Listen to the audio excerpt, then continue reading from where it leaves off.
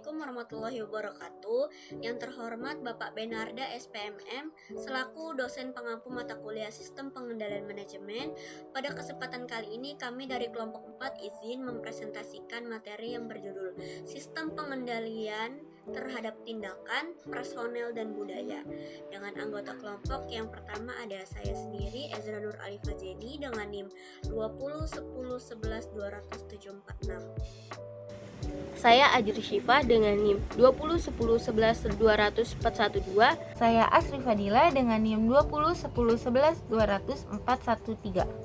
Yang pertama ada definisi pengendalian tindakan. Apa sih itu pengendalian tindakan? Pengendalian tindakan yaitu bentuk yang paling langsung dari pengendalian manajemen karena meliputi pengambilan langkah-langkah tertentu untuk memastikan karyawan bertindak sesuai dengan keinginan perusahaan dengan membuat tindakan karyawan sendiri sebagai fokus pengendalian.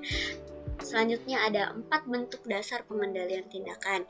Yang pertama ada pembatasan perilaku, yang kedua ada penilaian pratindakan, yang ketiga ada akuntabilitas tindakan, dan yang terakhir ada redundasi.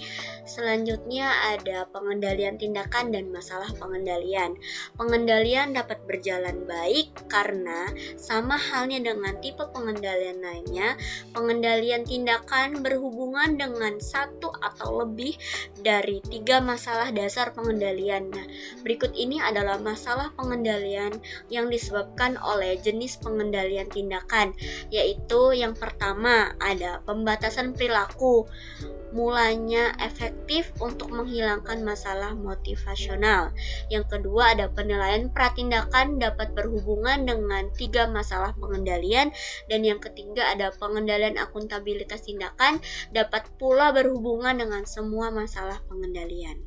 Selanjutnya ada pencegahan versus deteksi. Yang pertama, pengendalian tindakan dapat juga diklarifikasikan berdasarkan apakah pengendalian ini ditunjukkan untuk mencegah atau untuk mendeteksi perilaku yang tidak diinginkan. Dibuatnya perbedaan ini dapat terbilang penting karena pengendalian yang mencegah munculnya tindakan yang tidak diinginkan ketika pengendalian berjalan dengan efektif merupakan bentuk pengendalian yang paling kuat sebab dapat mencegah timbulnya biaya dan kerusakan akibat perilaku yang tidak diinginkan tersebut. Yang kedua, tipe pengendalian tindakan dengan deteksi berbeda dari tipe pengendalian dengan pencegahan, yaitu pengendalian dengan deteksi diaplikasikan sesuai perilaku terjadi. Akan tetapi, pengendalian tipe ini berjalan dengan efektif jika deteksi dibuat secara tepat waktu, dan juga jika deteksi berhasil menghentikan perilaku serta berhasil mengoreksi dampak-dampak dari tindakan yang merugikan. Selain itu, deteksi dini terhadap tindakan yang merugikan itu sendiri bersifat preventatif atau dapat dicegah. Deteksi ini bisa menyurutkan niat seseorang untuk sengaja melibatkan diri dari perilakuan yang tidak diinginkan. Lalu ada kondisi menentukan aktivitas pengendalian tindakan. Pengendalian tindakan tidak dapat digunakan dengan efektif pada setiap situasi. Pengendalian tindakan hanya efektif ketika kedua kondisi ini ada, yaitu yang pertama, perusahaan dapat menentukan tindakan apa yang tidak diinginkan dan tidak diinginkan. Yang kedua, perusahaan dapat memastikan bahwa tindakan yang diinginkan atau tidak diinginkan ini terjadi atau tidak terjadi.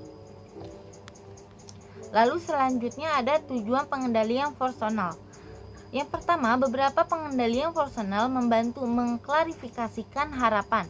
Pengendalian ini membantu memastikan bahwa tiap karyawan memahami apa yang diinginkan oleh perusahaan. Yang kedua, perusahaan pengendalian personal memastikan bahwa tiap karyawan mampu melakukan pekerjaan dengan baik, bahwa mereka mempunyai kemampuan seperti pengalaman, kepandaian, dan sumber daya seperti informasi dan waktu yang dibutuhkan untuk melakukan pekerjaan. Yang ketiga, beberapa pengendalian personal meningkatkan kemungkinan bahwa tiap karyawan akan terlibat dalam self monitoring, self monitoring terbilang efektif sebab kebanyakan orang memiliki hati nurani yang membimbing mereka untuk melakukan hal yang baik dan membantu melahirkan perasaan positif akan rasa hormat kepada diri sendiri, self-respect, dan kepuasan saat mereka melakukan pekerjaan dengan baik serta menyaksikan keberhasilan perusahaan.